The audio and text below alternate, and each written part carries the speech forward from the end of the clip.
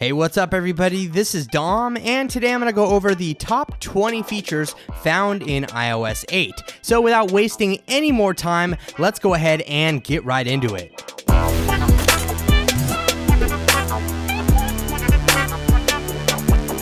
So the first feature we are going to be talking about is battery usage by app. And if I jump into the settings app here and go to general and then to usage and then tap on battery usage, here we'll find a list that is populated based on apps that are using our battery. And pretty much every app should have a listing here, but as you can see, they are rated from the highest percentage to the lowest percentage. So you can tell which app is using your battery the most. And as you can see, well, if Hangouts is using 15% of my battery most of the time, and maybe I should back off of Hangouts a little bit. And that's kind of the idea here, just so you can tell which apps are draining your battery. So the next feature we are going to be talking about is desktop site in Safari. And this will allow you to request the desktop version of any website through Safari. And all you have to do is visit the website. As you can see, I have google.com pulled up. If we tap on the address bar and scroll down, we have the option to request desktop site. So if we tap on that, it will load up the desktop version of Google for us. And it's that simple. Another great feature found in iOS 8 is the ability to use Touch ID with certain apps. So as you can see here, I have the 1Password app, and if I launch it, it's actually going to ask me to authenticate with Touch ID. And once I do that, it will unlock the app and let us in. But that is not where the fun ends. There are actually extensions that can be used throughout iOS 8, and 1Password takes advantage of that. And if I go into Safari, and as you can see, I have the Yahoo webmail login pulled up. If I tap on the share button down here, I have a 1Password button that I have enabled through the app, and then I can go ahead and tap on that and choose my login, and it will allow me to log into the Yahoo Mail site right there without even entering any of my information. So your password pops right up and you are all set and ready to go. Very, very convenient in my opinion. The next thing we are looking at is QuickType, and that is this little predictive row that you see up here at the top. So we have different words that are present based on how I type on my device, and as it learns how I type more, it will show better predictions up there. Now you can always turn that off by holding down on the globe button down here at the bottom and turning off predictive. That'll get rid of that little bar.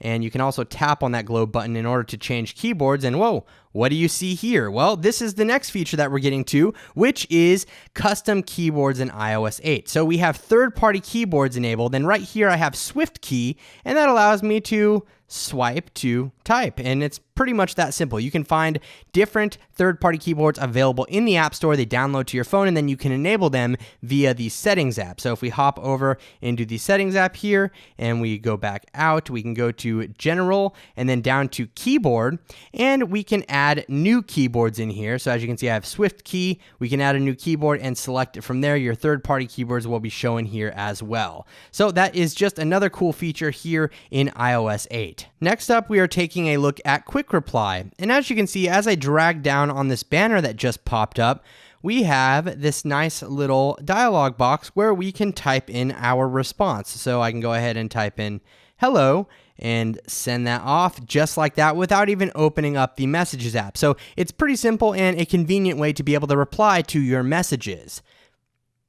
Speaking of messages, we are also checking out the enhanced group features within iOS 8. So as you can see here, I have a group message pulled up.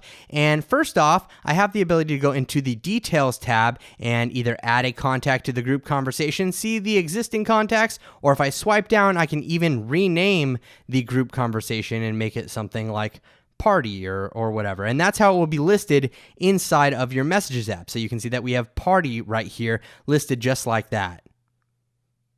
Next up, we are talking about Handoff, and this is a feature that will allow you to resume things that you are working on, let's say, your iOS device on your Mac or vice versa. It's a very handy feature, and I actually detailed it a little more in a video that I will link down below for you if you'd like to find out more about Handoff. But it's a very cool feature, especially if you own an iOS device and a Mac, but it will work between iPhone and iPad as well.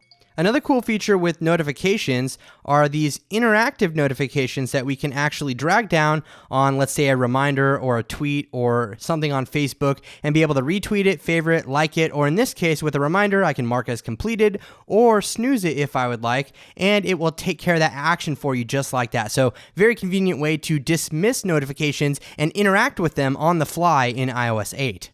Coming up next, we have pretty cool voice and video messages. Now you see this little microphone off to the side right here. Well, if we hold that down, we actually have the ability to compose a voice message, as you can see with the little waveform running, and then we can swipe up to send it off to our party there, or your message or whatever you happen to be doing at the time. So we can also do the same thing with video. If I hold down on the camera, I can actually go ahead and record a video just like this, as you can see me doing right here, and be able to just send it off with a quick swipe, sending off that video message to the group conversation that I have here, or an individual iMessage if I'd like. The next feature we are talking about lives in the Details tab, and at the bottom here, as you can see, we have an attachments gallery, which I can use to quickly find any attachments that were sent during this conversation, instead of having to scroll up and down through the messages. Now we can also enable Do Not Disturb on a per thread level, and we can send our current location or share my location as well. Now if you ever wanted it to be easier to send a photo inside of the Messages app, well, if we just tap on the camera there,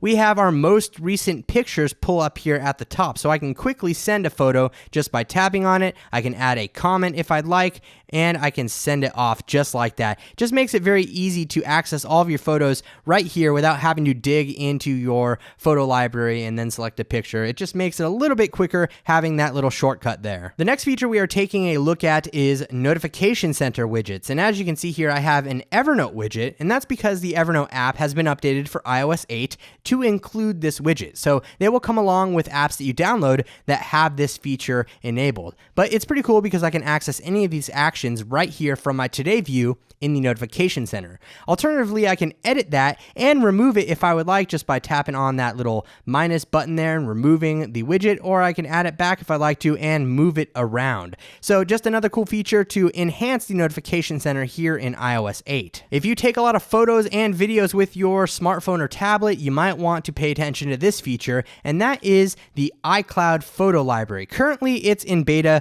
but what it does is it automatically uploads and stores your entire photo library in iCloud, and you can access that anywhere and download them at full resolution. Now, like I said, it's currently in beta, so it basically tells you not to rely on it until they work out some of the bugs and kinks, but you can start using the beta if you'd like to. I would just recommend to back up your photos as well and don't rely on that 100% until it is out of beta. Next up, we are checking out Shazam integration with Siri. So if we hold down Siri and ask Siri what song is playing, she'll listen and then give us a response. So let's go ahead and check it out.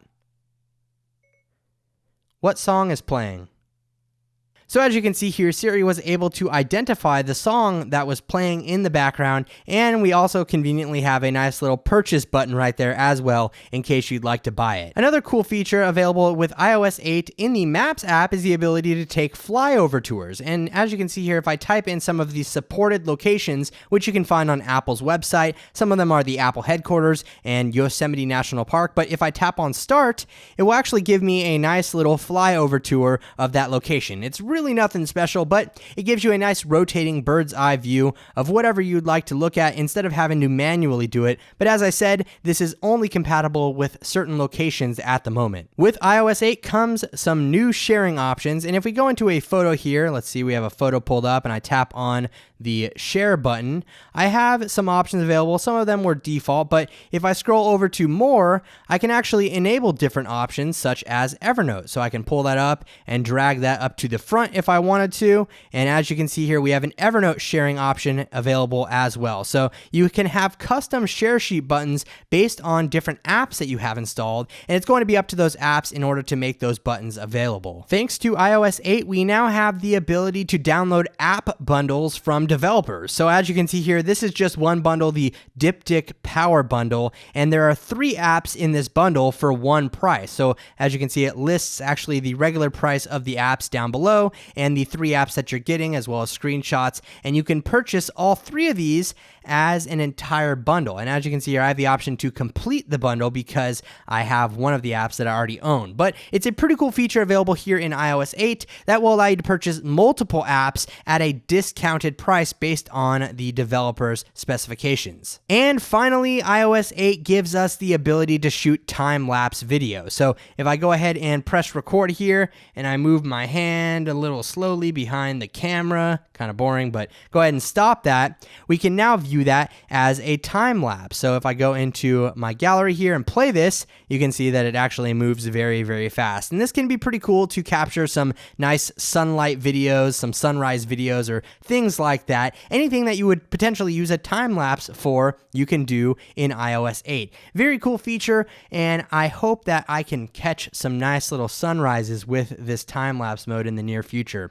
But I hope you enjoyed this iOS 8 features overview. These are just some of the top features, my top 20 that are found in iOS 8. And if you have any favorite features, be sure to let me know down in the comments section. I appreciate everybody watching, and be sure to leave this video a thumbs up if you enjoyed it. And also, like I said, let me know if you have any specific features you'd like to see featured in a future video. Be sure to subscribe for iPhone 6 and iOS 8 coverage coming up in the future. Thanks again for watching, everybody. This is Dom, and have a great day.